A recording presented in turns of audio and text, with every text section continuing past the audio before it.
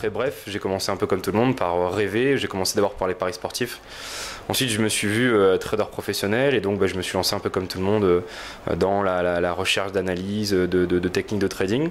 Ça a bien fonctionné au début parce que je savais pas vraiment comment trader et en fait ce que je me suis rendu compte et c'est ce que je vois avec pas mal de débutants et pas mal d'élèves, c'est que finalement quand on n'a pas de méthodologie, quand on trade à l'instinct au feeling et sans stress puisqu'on ne sait pas vraiment ce que l'on fait, on ne sait pas en plus que avant de prendre un trade il faut tout un plan, toute une réflexion. Au début quand on est débutant on trade un peu comme ça et du coup la plupart en fait des débutants ont de bons résultats. En plus comme il n'y a pas de money management derrière, on peut doubler, tripler un compte en fait assez facilement et du coup je fais partie des chanceux qui ont démarré sur des comptes démo avec des bons résultats et je pense que c'est juste ça en fait qui fait ce que je suis maintenant. Parce que si j'avais commencé par des pertes, peut-être que j'aurais fait comme un peu tout le monde, une recherche en fait constante de super stratégies, j'aurais écumé tous les forums, j'aurais peut-être après fait des formations, bref, j'aurais fait le schéma classique de la plupart des gens malheureusement. Donc j'étais beaucoup plus chanceux que ça parce que j'ai commencé à la bonne période. J'avais la chance de commencer à une époque où déjà on n'était pas pollué sur internet par des milliards de publicités. Les forums, les rares forums qu'il y avait, c'était plutôt anglo-saxons. Il y avait aussi Mataf à l'époque, uniquement eux je crois. Il y avait aussi ABC Bourse. Donc c'était avant le forum Trader Forex et tout et tout. Et il y avait des gens en fait qui partageaient énormément. Donc c'était une époque vraiment vraiment sympa. C'était surtout des passionnés. Il y a une petite communauté, mais c'était que des passionnés. T'as encore sur ton forum Ulysse qui fait partie des gens qui m'avaient vraiment ouvert les yeux sur d'autres forums. Enfin, de toute façon la communauté a pas beaucoup évolué. Il y a des gens qui sont partis, il y en a qui sont encore là.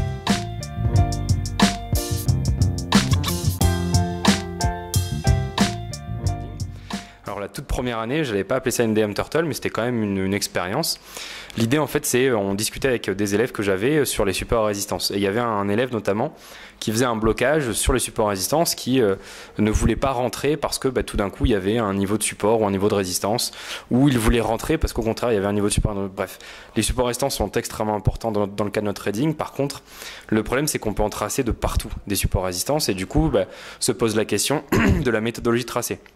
Est-ce que je les trace bien? Comment bien les tracer? Est-ce qu'il y a des supports plus importants que d'autres, etc., etc. Donc nous, dans la méthodologie, bien évidemment, il y a des supports plus importants que d'autres, mais ce que je voulais leur démontrer, c'était que le trading, c'est pas une question de réflexion. C'est-à-dire que si tu réfléchis trop, tu ne peux pas gagner. Tu vas tout simplement te perdre dans les limbes de ta réflexion, et puis au bout d'un moment, tu vas péter un câble, et puis tu vas être handicapé. Donc l'idée, en fait, c'est de leur dire, écoutez, voilà ce qu'on va faire. On va prendre des niveaux complètement mis au hasard. Donc tous les jours, en fait, on mettait 5-6 niveaux complètement au hasard. Donc on avait un jeu, on fermait les yeux, puis on mettait les niveaux comme ça. Et le but, c'était, voilà. Donc voilà les biais. Donc si on est au-dessus de ce niveau, on va faire que des achats. Si on est en dessous, que des ventes. Si on fait un rebond sur le niveau, après on va faire que des ventes, etc. Et le but, c'était de leur démontrer deux choses. Un, que les niveaux de support résistance, on peut les tracer au hasard, ça marche quand même. Ça, je l'ai déjà démontré plein de fois dans plein de vidéos. Et de deux, le plus important, en fait, c'est pas forcément la technique, mais surtout la manière de gérer le trade. Parce que l'idée, c'est de leur démontrer, regardez, vous allez rentrer au hasard. Par contre, on va gérer les trades d'une manière intelligente. Donc, on va essayer de couper les pertes le plus tôt possible et laisser courir les gains le plus longtemps possible. Ça s'était bien passé. Du coup, je me suis dit, tiens, peut-être que tous les ans, je vais faire une petite expérience.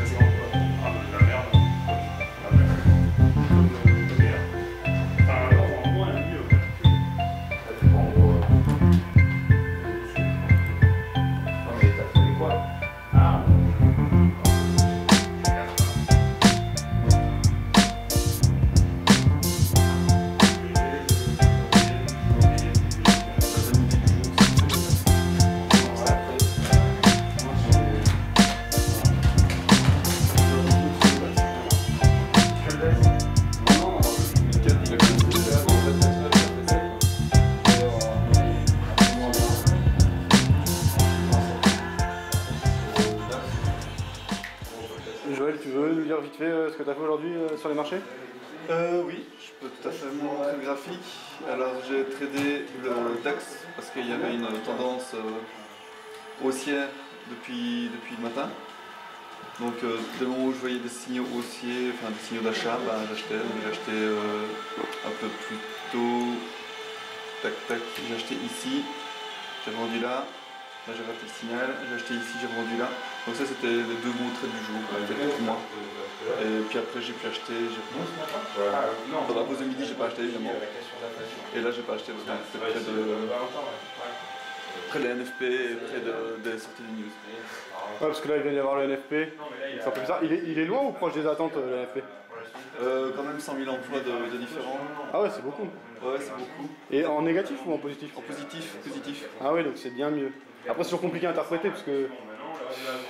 Moi c'est pour ça que les news, franchement moi je les regarde parce que je sais que ça peut faire bouger les marchés maintenant. Soit les mecs qui vont se dire ah oui mais c'est des bons chiffres donc ça va accélérer la remontée des taux aux États-Unis, tu vois. Donc moi en fait ces nouvelles je m'en sers vraiment parce que je sais que ça va bouger. Après dans quel sens c'est trop compliqué, c'est toujours compliqué.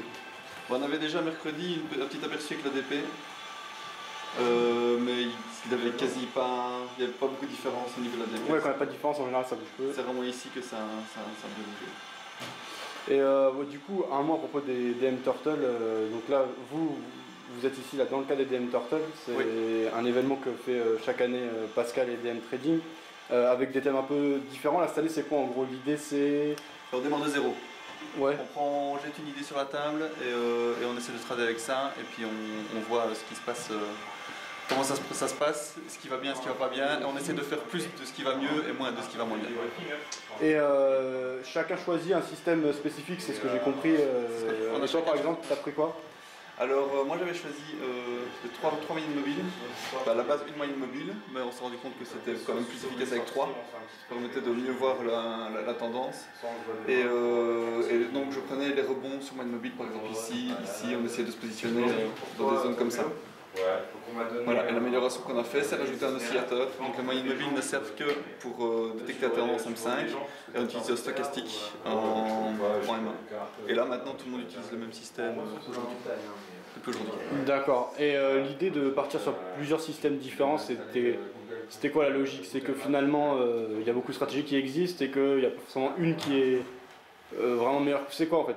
Comment tu décrirais la logique de ne pas se concentrer sur un système mais de laisser libre choix à chacun et ensuite d'affiner Au niveau de la pédagogie, c'était intéressant de voir qu'on tradait quasi tous les mêmes paires avec des systèmes bien différents. Il y en a qui étaient un peu plus tard, un peu plus tôt. Donc là aussi le but c'était de trouver ce qui marchait le mieux et d'essayer de l'améliorer. Et donc du coup on a pris le meilleur de tout et on se base là-dessus pour trouver un bon système de trading.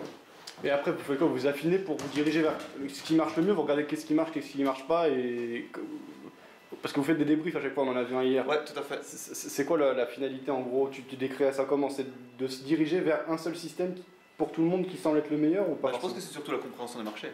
Ouais. Compréhension de comment les prix varient et évoluent, et se positionner au meilleur endroit possible et sortir au meilleur endroit possible pour faire maximiser les gains et minimiser les pertes quand il y en a, parce que les pertes sont impossibles à éviter dans certains cas. Ouais. Et est-ce que si un des élèves a un système qui ne marche pas ou qui semble ne pas marcher, il peut en changer, on peut l'annuler, ou est-ce qu'il doit rester sur la même méthodologie jusqu'au bout et... Moi à la base mon système ne marchait pas du tout, parce que quand on regarde le résultat ici, les premiers jours, donc les rouges c'est ceux qui se sont mal passés. Et les 2 premiers jours, il n'y a que des pertes quasi. Ouais. Et dès le moment où on a commencé à ajouter 3 moyennes mobiles et qu'on a ajouté un oscillateur, là, hier et aujourd'hui, c'est que des gains. À part quelques petites pertes, on a vu. Et donc maintenant que tu as trouvé quelque chose qui semble avoir amélioré, tu restes là-dessus? Ou tu cherches encore à améliorer éventuellement?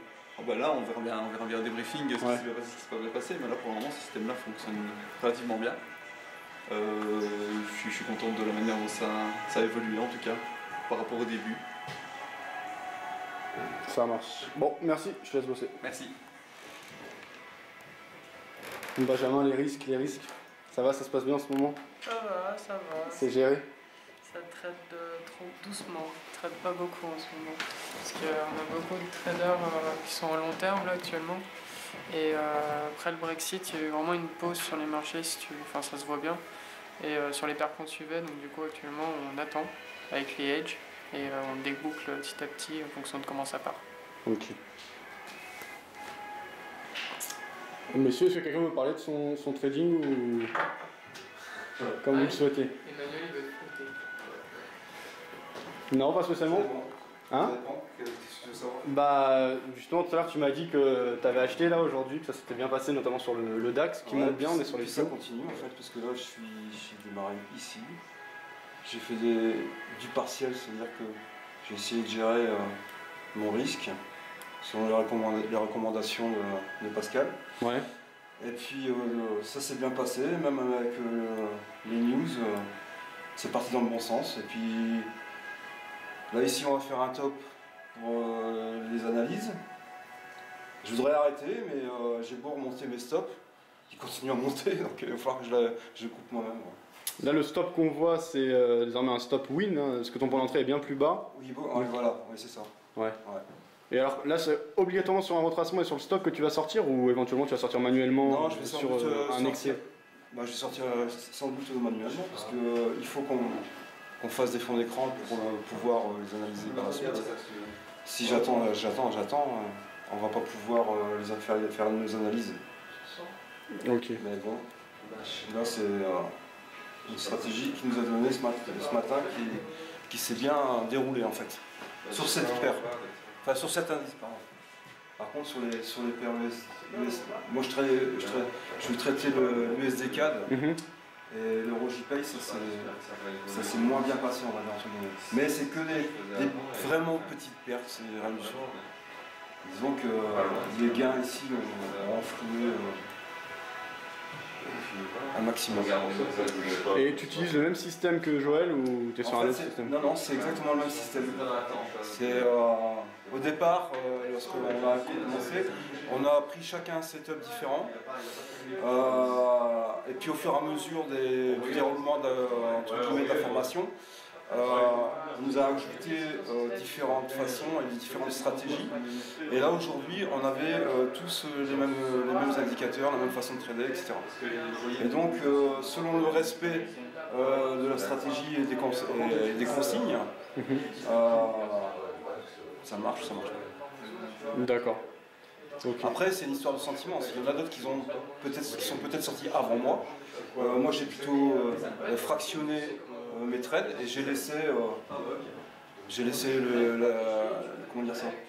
la dernière partie de la fraction courir jusqu'à ce que ça atteigne mon stop. A priori, on y est encore. Voilà. Là, mon stop, je l'ai remonté tout à l'heure, on était ici et ça continue. Donc là, ici, je vais encore prendre des gains. Je vais même descendre. Parce que je voudrais sortir de là. En fait. J'ai acheté ici. Logiquement, je devrais pas, mais peut-être que ça va le faire sortir. On va voir. En direct, c'est parti. suspense, et voilà. Voilà. Donc ici, voilà en réalité ce qui s'est passé. Voilà. Ouais, bah ça c'est un excellent trade. Après, comme tu disais tout à l'heure, c'est pas tout le temps des trades comme ça. Il y a de tout. J'aimerais bien avoir tout le temps des trades comme ça parce que là c'était ça quoi. Ouais. Aujourd'hui, moi je me suis régalé. Et là, depuis que tu as commencé, ton bilan est positif depuis que tu as commencé à la DM Turtle ou pas encore, ou comment ça se passe? Alors, il commence à devenir positif. Ouais. C'est-à-dire que les premiers jours, c'était des phases de test où on appliquait les méthodes et les stratégies que Pascal nous recommandait. C'est-à-dire qu'on avait des consignes, et des consignes différentes les uns pour les autres. Moi au départ, ça s'est pas toujours très bien passé. C'est-à-dire que j'étais vraiment en zigzag. D'accord. Maintenant, on commence à avoir un effet linéaire qui monte au fur et à mesure. Ça marche. Et dernière chose, qu'est-ce que tu attends en gros de... Alors déjà, DM Turtle, c'est gratuit, c'est ça Alors DM Turtle, c'est gratuit. Ouais, donc ça veut dire que vous avez juste appelé le déplacement, venir ici c'est quand même un mois, donc par contre ça c'était frais, mais au-delà de ça, la formation et le concept c'est gratuit. Ouais. Donc c'est quand même sympa parce que vous êtes dans un C'est super sympa. En fait, au départ, j'ai connu la DMT Training, DM Training, ouais. par l'intermédiaire de vidéos, etc., que tout le monde consulte sur Internet. J'en ai fait énormément. Et j'ai trouvé sa pédagogie de formation très intéressante. Donc je me suis dit, un jour je vais participer à une de ces formations. J'ai eu un coup de chance, parce qu'en fait il a lancé la DMT Turtle, et j'ai dit tiens, je vais profiter de l'occasion pour voir vraiment le côté formation, mais en direct, et puis connaître le personnage, et puis en fait ça me conforte sur... le fait qu'on tombe vraiment chez des professionnels. Ok. Ton objectif à la fin de ces 4 semaines, c'est quoi? Tu savais déjà trader ou pas? Oui et non. Moyennant. Enfin, je veux dire, c'est très basique. Ouais. Donc la suite probable, ça va être une formation complémentaire. Ouais. Ok. Et ouais, tes objectifs après en matière Elle de était déjà trading prévue au départ, non. J'en avais l'idée déjà. Donc ce que l'on fait ici, ça me conforte de devoir l'apprendre. D'accord. Et ton idée c'est quoi? C'est d'être trader à temps plein ou Non, de absolument trader en plus d'une activité comme C'est en beaucoup plus d'activité. En plus d'activité. Ouais.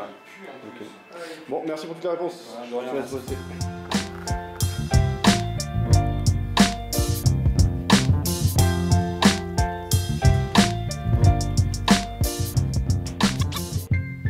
Donc on refait un petit rappel de ce qu'on avait vu les 2 premiers jours. Donc le premier jour, pour rappel, on a pris des trades n'importe où, n'importe comment. Ensuite, on les a mis dans le tableau et on a pu remarquer qu'il y avait des références entre les trades gagnants et les trades perdants. Donc la toute première chose qu'on a vu le premier jour, ce qu'il faut bien ne pas faire, c'est d'oublier tout ce que l'on a vu.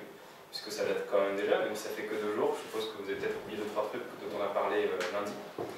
Donc, je vous rappelle juste ce qu'on avait dit. On avait trouvé que toutes les pertes, enfin quasiment toutes les pertes en fait, se trouvaient dans les ranges, que tous les gains se trouvaient au tout début de la sortie d'un range ou au tout début d'une nouvelle tendance à la fin d'un retournement, et une perte que tu avais faite qui était liée à la fin d'un mouvement. Donc ça, c'est OK pour tout le monde. Ouais. Ensuite, le lendemain, du coup, on avait décidé de filtrer. Donc en fait, ce qu'on avait dit, c'était, bon, étant donné que toutes les pertes que l'on a faites se font dans un range, et ben on va simplement éviter les ranges, étant donné que les plus beaux gains que l'on ait faits sont tous au moment où on cassait un range, au moment où on avait un retournement. L'idée, c'était donc de chercher en fait un signal comme ça, et puis ensuite de continuer à prendre les trades pendant toute la tendance. Donc ce qu'on a remarqué hier, on a remarqué exactement la même chose. Tous les trades gagnants, c'était ceux qui étaient pris au début de la tendance, ou en tout cas au sortir d'un range, ou je ne sais plus qui avait pris un retournement, je crois que c'était avec le stochastique, c'est ça. Donc sur du contre-tendance, mais tout à la fin d'un mouvement. Et par contre, on s'était rendu compte qu'il y avait un autre souci qu'on avait déjà remarqué avec les trades de Joël, c'est que plus tardivement on rentrait dans le mouvement et plus ça posait souci. Après, à part ces grands principes généraux, on avait vu des problèmes techniques. Donc toi par exemple, on a vu que finalement, trader qu'avec une seule monobile, ça posait des soucis. Toi, que les Shimoku finalement était trop lent, en tout cas pour les petites unités de temps. Toi, que ça te faisait rentrer tard, et que le système de sortie du coup n'était pas adapté. Le fait de sortir sur le pic du CCI, toi ça allait, et toi ça allait puisque tu avais laissé traîner les trades le plus longtemps, et toi pareil tu avais un souci avec les sorties puisque tu rentrais à un endroit, mais malheureusement ça nous faisait sortir vachement tard. Donc on n'a pas dit qu'on allait parler de technique de sortie, par contre on a hier regardé par rapport à tous les trades qui avaient été pris, s'il y avait des potentiels de gains plus grands ou plus petits. Donc on avait remarqué que tous les trades, comme bien évidemment c'est logique, tous les trades qu'on prenait au début d'une tendance, le potentiel de gain était le plus grand, tous les trades que vous preniez à la fin d'une tendance, le potentiel de gain était le plus petit, et du coup on avait dit pour aujourd'hui, ce qui serait bien, ce serait de qualifier en fait les trades que vous allez prendre dans les tendances. Donc d'estimer ceux qui seraient au début du mouvement, d'estimer ceux qui seraient plutôt à la fin du mouvement. Ceux qui étaient au début d'un mouvement, ce qu'on a dit, c'est qu'on allait tenter en fait soit de ne pas sortir, donc de repousser le système de sortie le plus tardivement possible. Donc toi tu avais donné l'idée par exemple d'attendre une fois, 2 fois, puis 3 fois, donc 3 signaux de sortie sur la main avant de sortir. On avait également dit que psychologiquement, ce qui peut être facile, c'est de couper une partie du trade, par exemple la moitié, et de laisser l'autre moitié courir. On va se faire emmerder par le...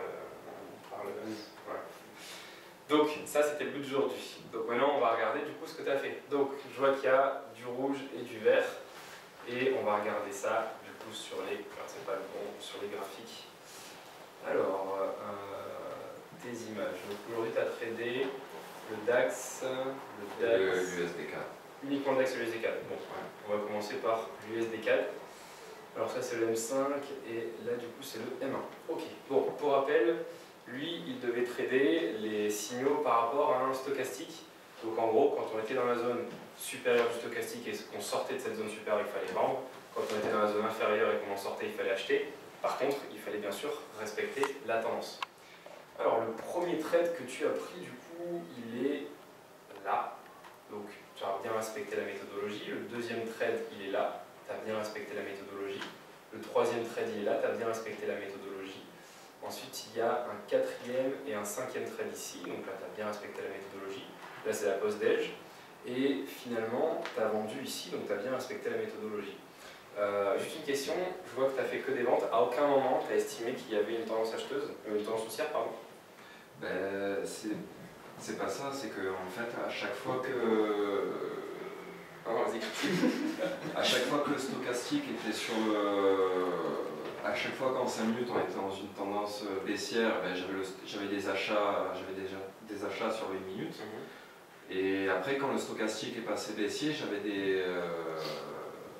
Quand le stochastique est passé haussier en 5 minutes, j'avais des ventes, j'avais des achats. Non. Quand le stochastique est passé vendeur sur le 5 minutes, j'avais des achats sur le 1 minute. Ok, alors on va aller voir le M5. C'est pour ça qu'à la fin, j'ai fait qu'un trade sur l'USD4. Ok. Donc ça, du coup, c'est le M5 des trades 1. Bien sûr, si on prend en considération que la vente, c'est en dessous de la MM50 et que l'achat, c'est au-dessus. C'est ça, parce que depuis son filtre de tendance, aujourd'hui, c'était en fait d'utiliser la moyenne mobile 50, voire, comme je t'ai dit, tu pouvais utiliser, si tu voulais, les bandes de bol en fait en 50, ce qui pouvait être pas mal. Alors, du coup, les trades ont été pris. Alors, ici, c'est ça. Ouais. Alors, il y en a un là. Non, c'est au début du trade. Ok, mais ok, donc en fait, au début, c'est le start. C'est ça. En fait, le trade a été pris ici à chaque fois. Là, Ok, donc ici, et ensuite, l'après-midi, c'est de celui-là. Donc, les trades qui n'ont pas fonctionné, il y a celui-là, il y a celui-là, il y a le premier. Les trades qui ont fonctionné, il y a celui-ci. Celui-ci, tu l'as mis dans non, ceux qui n'ont pas fonctionné, c'est ça? Ouais, parce qu'après on est parti déjà. En gros, il y a les deux qui sont là. Et il y a celui-ci qui a fonctionné. Non, enfin celui que tu vois, il a fonctionné, mais ça a été limite, quoi. C'est un truc comme 2-3 points de ouais. On va dire qu'il n'a pas fonctionné. N'oublie pas que la colonne verte, en fait, c'est pas forcément des petits. En fait, il y a soit les petits gains et les petites pertes, on les regroupe ensemble. Et après, il y a les pertes normales. Et le truc, c'est que sur ton logiciel, parce que je fais des dégradés en fait, et il prend pas en compte les dégradés de couleurs. Mais théoriquement, il y a 4 couleurs sur un fichier. Donc, est-ce que quelqu'un a une remarque à faire par rapport aux endroits où sont les gains et où sont les pertes? Par exemple, est-ce qu'on peut remarquer des récurrences entre les gains et entre les pertes? Ils sont en fin de tendance. Alors, celui-là, ouais, on est à la fin. Enfin, alors, vu que lui, la méthodologie de détecter la tendance, en fait, c'est avec la moyenne mobile. C'est vrai que la tendance, elle dure depuis longtemps. Maintenant, si on se base sur ce qu'on sait, nous, par exemple, au niveau des bandes de bol, c'est vrai que ce qu'on remarque finalement, c'est que le trade que tu as pris à la vente ici, il arrive tardivement. Le trade que tu as pris à la vente ici, bon, forcément, il arrive tardivement. Le trade que tu as pris ici et le trade que tu as pris ici arrivent au tout début d'une nouvelle tendance. Celui-là, on va dire.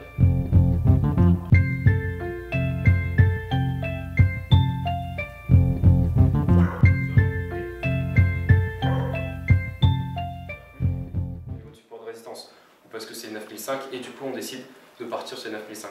Donc c'est très rare qu'on sortira sur le plus haut, donc on parle en théorie. Et en théorie, quand on rentre ici, il y a quand même tout ça à gagner. Donc ce serait dommage de gagner que ça. Par contre, ce qu'on avait dit hier, c'est que quand je rentre ici, je n'ai plus que ça à gagner. Donc finalement, que je gagne ça ou que je gagne ça, il n'y a pas une grosse différence. Okay, et c'est comme ça qu'il faut que vous commenciez à réfléchir.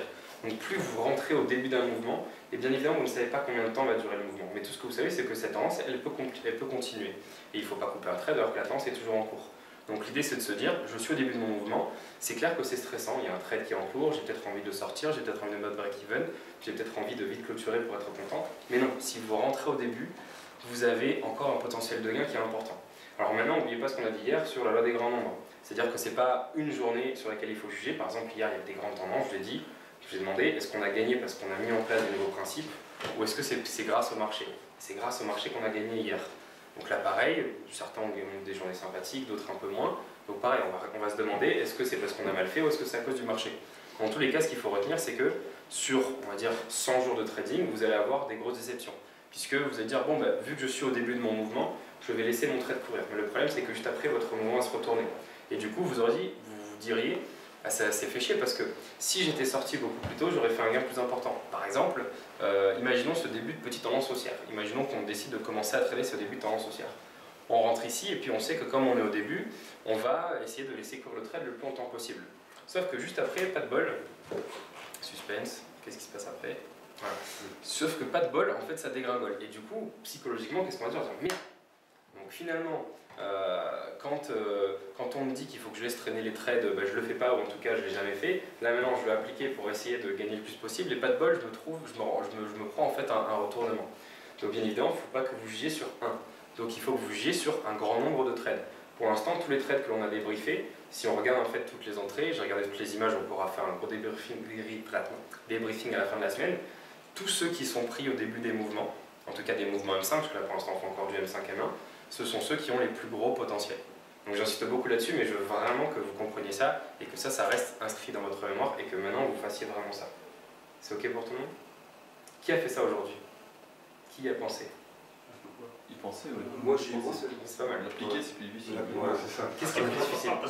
Et trouver justement la tendance. Est-ce que ce qui est plus difficile, c'est de savoir si on est au début, ou est-ce que c'est concrètement, dans la pratique, lorsqu'on voit que finalement le trade part enfin, que ça monte et qu'ensuite ça redescend, psychologiquement c'est compliqué. Est-ce que c'est la psychologie qui vous a bloqué, ou est-ce que c'est plus la technique de savoir est-ce qu'on est plutôt au début ou au bout? Moi c'est plutôt la technique, c'est de savoir vraiment à quel endroit on est vraiment. Moi, c'est plutôt le fait que le premier mouvement est violent et du coup, je n'ose pas trop rentrer. Ça mélange de psychologie et ouais, ça mélange psychologie. Qui d'autre a eu du mal? Peut-être ça avait oublié. Je t'ai perché. Voilà. Eric?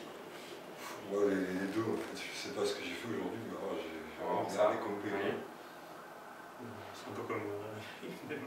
Sinon, moi, c'était plutôt de. Enfin, pour ce qui est de sortir plus tard, j'ai pensé à le faire. En vrai, j'ai sans doute fait aussi sur les fins de mouvement. Alors après que vous ayez tradé les fins de J'ai fait mouvement. surtout mes trades en fait. Voilà, de toute façon, encore une fois, l'objectif aujourd'hui, je ne vous ai pas dit de ne pas trader les fins de mouvement, juste de prendre tous les trades dans le sens d'une tendance, et en particulier les trades qui se prennent dès le début d'une nouvelle tendance, voir les trades où vous avez une sortie d'orange par exemple sur l'M5, pour qu'ensuite, encore une fois, dans notre tableau, vous vous rendiez compte de quoi? Et bien encore une fois, tous les trades qui fonctionnent le mieux, ce sont les trades que l'on prend ici, ou que l'on prend ici. Les trades qui fonctionnent le moins bien, comme par hasard, ce sont les trades que l'on prend ici, ou les trades que l'on prend ici. Tout ça pour que vous matraquiez, que vous compreniez qu'on ne peut pas trader de la même manière un début de mouvement et une fin de mouvement. Et là, on ne peut pas faire mieux que ça. Tu regardes ton tableau et tu regardes tous les rouges, ils sont là, tous les verts, ils sont là. Tous les rouges, ils sont là, tous les verts, ils sont là. Là, ça fait vraiment 3 jours qu'on remarque les mêmes choses. C'est-à-dire que là, c'est plus. Enfin, je veux dire, visuellement, c'est plus palpable parce qu'ils vont voyager. Alors, lorsqu'on les a pas, c'est beaucoup plus. Alors, après, justement, l'objectif de la Turtle, c'est qu'au bout d'une semaine et demie, 2 semaines, on ait une méthodologie complète. Donc petit à petit, on va rajouter des choses. Et effectivement, les bandes de Bollinger, c'est un outil qui est formidable pour nous aider à dire si on est au début ou à la fin. Alors que bon, bah, ta moyenne, malheureusement, quand on est ici, une moyenne à 50, elle peut comprendre plusieurs grandes tendances M5. Ce qui peut être un peu compliqué. Mais c'est une bonne remarque, du coup, on peut se poser la question, on va essayer d'y répondre. Bon, ben, en gros, dans la pratique, ce qui est compliqué, c'est de savoir est-ce qu'on est au début, est-ce qu'on est à la fin. Et du coup, peut-être trouver soit un indicateur, soit une manière de voir les choses qui pourrait nous aider à dire est-ce qu'on est plutôt proche du début, est-ce qu'on est plutôt proche de la fin. Avec les bandes de bol, c'est extrêmement évident. Sans les bandes de bol, c'est un peu plus compliqué. Non pas que les bandes de bol soient un indicateur génial et que ce soit le meilleur du monde, mais c'est vrai que graphiquement, ils nous donnent quand même de précieuses informations que l'on pourrait regarder sans les bandes de bol. On va voir après justement. En fait, il faut se demander comment fonctionne un mouvement, comment débute un mouvement, comment s'arrête un mouvement. Donc ouais, c'est une bonne remarque. Ok, donc on est d'accord avec tout le monde. Les gains, les pertes, les gains, les pertes. Ok. Les quelques gains que tu as fait ici, c'est plus la change qu'autre chose. Sans t'insulter, hein, il va s'éteindre. Peut-être. Et bonne question du coup de Michel. Ok, d'accord, mais sans les bandes de bol, comment est-ce qu'on pourrait savoir si on est plutôt proche du début ou de la fin? Alors après, on avait parlé la dernière fois d'un petit décompte un peu comme Elliott, mais bon, c'est pas de l'elliotisme, en disant que finalement une tendance, surtout en intraday, parce qu'il faut bien différencier les tendances intraday des tendances intra-week. Une tendance intra-week, les raisons d'une tendance intra-week sont comportementales et fondamentales. Par exemple, vous avez une tendance intra-week qui commence au mois de mai, pour quelque chose qui s'est passé fondamentalement au mois de mai. Si elle se poursuit au mois de juin, c'est pas parce que la situation au mois de juin est corrélée à la situation du mois de mai que du coup c'est dans la continuité, c'est que peut-être il s'est passé quelque chose d'autre au mois de juin qui a finalement amplifié ce qui a démarré au mois de mai. Donc si vous voulez, l'elliotisme, ou en tout cas compter le nombre d'impulsions sur des grandes tendances intra-week, ça ne sert pas à grand chose. Par contre, pour de l'intraday, c'est complètement différent. L'intraday, c'est purement comportemental. Les gens qui vont spéculer, donc qui vont rentrer ici, en fait, qu'est-ce que c'est qu'une tendance haussière? Donc c'est bon, soit parce qu'on a une majorité d'acheteurs, soit parce qu'on n'a pas assez de vendeurs. Et chaque correction, en fait, ce sont soit des contredanses, soit surtout des prises de bénéfices. Des prises de bénéfices de qui? De ceux qui rentrent à l'achat. Plus il y a de prises de bénéfices, et moins finalement la tendance, elle a du potentiel. Donc du coup, c'est pour ça que j'aime bien dire, finalement, quand tu as une impulsion, 2 impulsions, 3 impulsions, donc qui est parsemée de prises de bénéfices et de traders qui vont essayer ensuite de rentrer dans une contre-tendance, ça va en fait réduire en fait la force du mouvement. Après, n'oubliez pas qu'un graphique, il n'y a que vous qui voyez comme ça. la plupart des traders ne rentreront peut-être pas sur un graphique en 5 minutes, ils ne regarderont d'ailleurs peut-être même pas un graphique, ils vont peut-être regarder le carnet d'ordre, ou ils vont juste trader comme ça au feeling, ou en tout cas regarder avec des ticks, ou peu importe. Mais la logique est la même, il y a tout le temps des gens qui vont prendre des trades et qui vont ensuite les sortir. Donc même si psychologiquement on n'avait accès ni au champ de ligne ou quoi que ce soit, le fait de voir une courbe qui monte et puis tout d'un coup qui redescend, ou tout simplement ça balance qui monte et puis ça balance qui redescend, ça balance qui monte et puis ça balance qui redescend, et ça crée quand même une tension psychologique. Quand vous regardez, imaginons que l'on prenne un trade et au lieu de gérer les trades avec nos graphiques, on décide de gérer les trades avec l'évolution de notre equity. Donc par exemple, on prend le trade, ensuite on coupe le graphique et on regarde tout simplement l'évolution de notre gain ou notre perte. Il est évident que si le trade il monte à 50, 60 euros, on va commencer à être content. Et si on voit que le trade redescend à 60, 40, 30, etc., on va commencer à éprouver du stress. Psychologiquement, on va se dire putain, c'était bien quand je gagnais 50 euros, 100 euros. Si jamais le mouvement remonte à 50, 100 euros, il va y avoir deux choses. C'est soit on va être faible psychologiquement et on va se dire bon, bah, la dernière fois qu'on était à 50 euros, après on est redescendu, donc peut-être que je ne devrais pas tenter le diable et je devrais sortir maintenant à mon gain de 50 euros. Ou alors au contraire, je sais que finalement, c'est certains qui ont pris leurs bénéfices et que peut-être ça va continuer. Et donc en fait, l'idée c'est ça, c'est que plus il y a de corrections et plus ça signifie qu'en fait dans le mois, il y a eu des prises de bénéfices ou des gens qui vont rentrer à la vente ou des ordres qui ont été tapés, etc. etc. De quoi? Donc en mensuel. Donc là, maintenant, par contre, on va parler de l'intégration et des choses que tu connais. Donc la situation ici, on avait la intégration.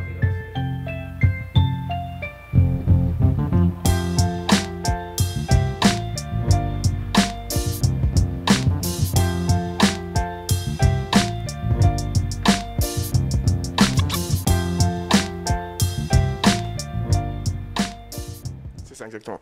Donc en fait j'ai commencé le trading il y a plus ou moins 8 ans. Donc j'ai fait un peu comme tout le monde, c'est-à-dire que j'ai commencé à prendre des positions, à ouvrir des comptes réels. Et j'ai remarqué par là que j'étais pas très bon trader, du moins discrétionnaire. Donc du coup je me suis un petit peu reporté vers le trading automatique pour tenter justement de pallier aux problèmes psychologiques qu'ont les traders. Donc j'ai dû apprendre à programmer en MQL4 premièrement. Suite à quoi je suis vite passé au C# pour pouvoir créer mes propres algorithmes de trading et tenter d'améliorer mes performances en tant que trader. À partir de là, c'est devenu une passion forcément. Je me suis fait embaucher à Londres il y a plus ou moins, on va dire 5. Suite à quoi je suis rentré en Belgique pour créer ma propre société, tradersolutions.com, où je proposais des services de programmation pour les traders qui eux ne programmaient pas. Donc du coup on avait une base d'une 50aine de clients qui nous commandaient régulièrement des robots à programmer. Nous on était là pour les programmer, les accompagner à tenter d'améliorer les performances de leurs robots, leur expliquer pourquoi des fois ça marchait pas, qu'est-ce qu'on pouvait ajouter pour corriger et pallier certains problèmes techniques. J'ai commencé à créer ma toute première plateforme de trading il y a 4 ans. Donc je me suis associé avec Pascal Talarida, donc du coup je l'ai rejoint sur Monaco. Et puis on a présenté ce logiciel à un client qui m'a ensuite embauché. Donc c'était monsieur Charles-Henri Sabet, qui était à l'époque patron de JFX, qui est aujourd'hui fermé. Donc j'ai travaillé 1 an et demi à Monaco pour JFX, pour laquelle j'ai dû développer une plateforme de trading où je faisais aussi du back-end. Ensuite, M. Sabet, donc le patron de JFX, a revendu cette boîte pour racheter le London Capital Group à Londres. Il m'a ensuite transféré là-bas, donc pendant plus ou moins 1 an. Je travaillais à Londres, chez London Capital Group, où là j'étais plus chargé, on va dire, du back-end. C'est-à-dire que je travaillais avec les API MT4, donc back-end, pour gérer le dealing desk ou pour gérer les swaps, pour gérer tout ce genre de choses, pour aider les traders du dealing desk à avoir un travail plus simple.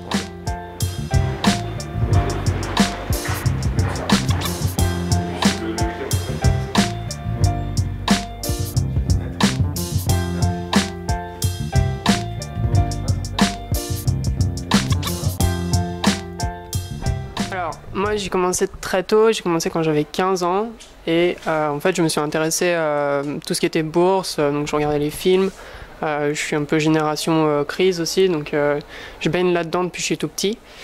Et à 15 ans en fait j'ai commencé à m'intéresser à tout ce qui était analyse technique et action. Et je faisais surtout du trading j'avais un carnet où j'analysais tout, je faisais beaucoup d'analyse financière sur les actions. Et je cherchais à acheter, je le faisais un petit peu comme Jesse Livermore. non? Ouais, c'est cette personne, je crois. Oui, qui achetait toujours les plus hauts d'un an sur une action. Donc en fait, je cherchais ça, puis je faisais ma sélection sur une analyse financière et je choisissais celle que je préférais en fait. Ensuite, quand j'ai voulu ouvrir des comptes de trading, je pouvais pas. Enfin, en tout cas, sur les actions, j'arrivais pas. Et du coup, vers mes 18 ans, je me suis porté sur le Forex parce que je suivais Pascal déjà depuis un an, que je suivais beaucoup et j'ai adopté en fait sa pédagogie et sa façon de trader qui est de suivre la tendance et tout ce qui est en lien avec la tendance, les cycles, l'approche statistique et j'ai vraiment adoré sa façon de faire. Et du coup, je le suivais, je prenais ses webinaires, je le parlais beaucoup avec lui. Et un jour, je me suis dit pourquoi je ne travaillerais pas avec Pascal et je lui propose, donc je lui ai montré ce que je savais faire. Je me suis formé comme à son type de trading pour comprendre ce que ses élèves y font.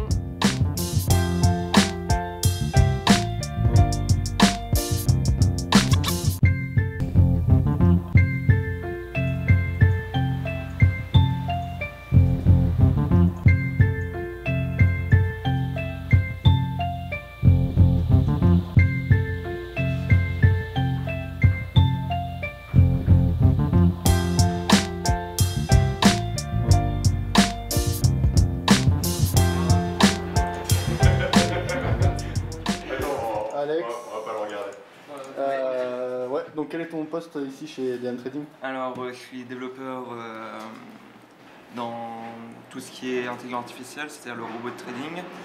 On est en train de développer le DM Trader actuellement, qui est un utilitaire de trading pour les gens qui n'ont pas le temps de trader en journée. C'est-à-dire qu'on programme le robot la journée et il va de lui-même passer des ordres comme on l'a entre guillemets programmé pour le faire. Et donc du coup mon boulot chez DMT c'est de développer ce robot et de gérer un petit peu tous les problèmes techniques qu'il peut y avoir avec. Ok. Est-ce que tu peux nous montrer le robot, comment il fonctionne et à quoi il sert? Alors comment fonctionne le robot? En fait donc sur le premier écran ici, vous pouvez voir en fait l'interface du robot, c'est-à-dire qu'on a les comptes disponibles sur le côté, la partie graphique pour faire son analyse au milieu et quelques utilitaires après sur les autres endroits de l'application. Alors dans un premier temps, on a donc la partie graphique qui est connectée directement à MetaTrader, c'est-à-dire qu'on ajoute un simple expert sur une partie des graphiques et il va se connecter directement au robot. Et ça va nous permettre du coup de récupérer les informations des prix, les ordres, envoyer des ordres, etc. etc. Et du coup, ce qui est bien avec ça, c'est qu'on est multiplateforme, donc on peut exécuter sous Mac, Linux et Windows. Alors, du coup, on se retrouve avec une liste de symboles qui va nous permettre de choisir un petit peu sur quelle paire on veut trader automatiquement. Donc là, par exemple, sur le GBP-USD, GBP-JPY, on se retrouve donc avec un graphique et on peut tracer des niveaux pour dire au robot de prendre des setups de vente ou d'achat automatiquement. C'est-à-dire qu'en début ou fin de journée, peu importe comment on veut trader avec, on va dire au robot, tiens, dans cette zone-là, je veux que tu me prennes que des achats ou que des trades, en respectant telle ou telle stratégie. Ça peut être suivi de tendance, double signal, pullback, et il y en aura beaucoup d'autres qui vont venir par la suite. Et tu pourras donc avoir le petit graphique qui vient se coller au budget, et tu peux faire du mouse trading en fait. Tu changes tes niveaux.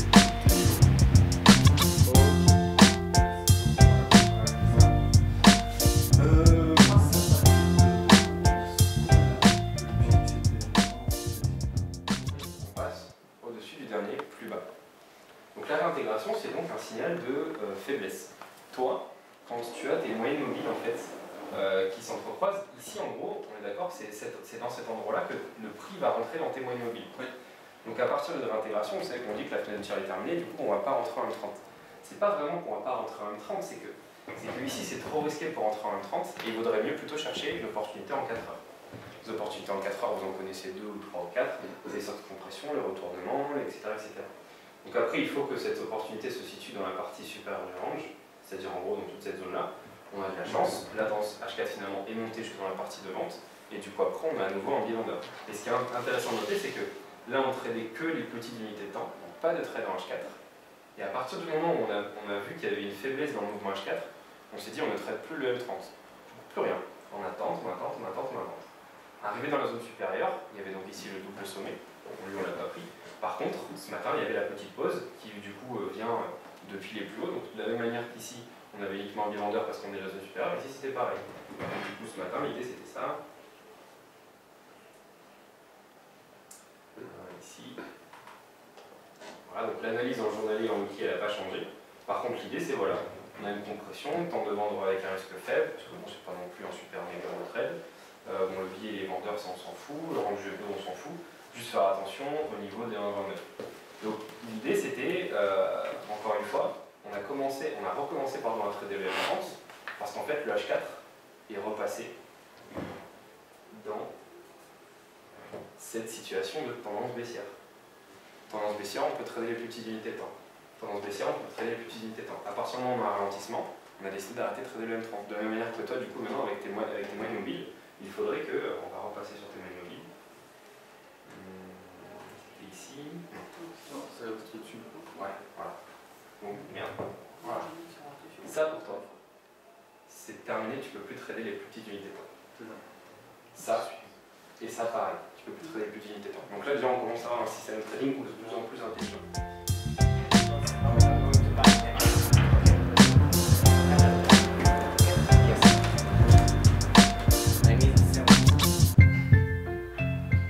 Je pense qu'en M5, on était plus. On va voir ça. Ok, donc la tendance, Allez, ah, ok, ouais. Alors voilà, c'est pour ça en fait. Alors pourquoi? On n'avait pas dit que justement quand on cassait les bandes, les moyennes Bah moi j'avais essayé, justement c'est ça, c'était ce matin. À la limite, le premier trade, ok. C'est parce qu'en fait justement je voulais trader un rebond et ce matin tu m'as rectifié. Quand tu l'as vu, tu m'as dit attention, et donc à partir de là, effectivement j'ai fait plus attention. Ok. Bon, donc de toute façon on va en parler là parce qu'apparemment on vient de voir un peu comment identifier un range. Donc le premier, on va dire, on ne peut pas l'éviter, on est dans une tendance, bon, on a cassé qu'une moyenne mobile, donc on en a parlé de la recteur menu, pourquoi pas, une moyenne mobile c'est pas grave, on le prend quand même. À partir du moment où on casse par contre les 2 ou 3 moyennes mobiles, on est fini bien sûr. Par contre le deuxième, là c'est le dernier plus haut, il n'a pas été cassé, donc en gros le deuxième, tu as pris un range. Donc la première perte elle est due au fait qu'on ait tradé la fin d'une tendance en M5, la deuxième perte, encore une fois et toujours, un putain de range. Là tu as eu de la chance, pourquoi? Parce que tu as acheté dans un range, et du coup après il y a eu le mouvement. Donc évidemment on retombe dans ce qu'on avait dit le premier cours. Dans un range, les seuls trades qui vont bien fonctionner, c'est ceux qu'on a la chance de prendre ici. Donc ça, c'est des trades du coup qui sont en dehors de la méthodologie. Donc du coup, toi, tu as fait un gain, mais en fait, tu aurais fait des gains même en suivant la méthodologie, puisque du coup, on a une tendance haussière à partir d'ici. Et du coup, tu dois acheter là. Alors, à la limite, tu fais une paire dessus. Lui, tu l'achètes. Lui, bon, ça dépend le stop loss, tu peux faire une paire dessus. Lui, tu l'achètes, par contre, lui, il fonctionne bien. Lui, il fonctionne bien. Lui, tu fais une petite perte, en tout cas, vu que ça fait un moment que le trade dure, peut-être qu'on le récupère rapidement. Lui, pareil, bon, après c'est la NF, on s'en fout. Donc, voilà. Alors c'est ça que... En fait, parce que moi j'ai laissé courir mon trade. En fait, donc ça veut dire que... il aurait fallu que je lance un trade à chaque... C'est déjà expliqué, ouais. Ah d'accord. Avec à chaque fois une gestion différente, puisque quand on est au début du mouvement, au milieu du mouvement, fin de mouvement, c'était différent. D'accord, ok. Alors ensuite on avait l'USD CAD.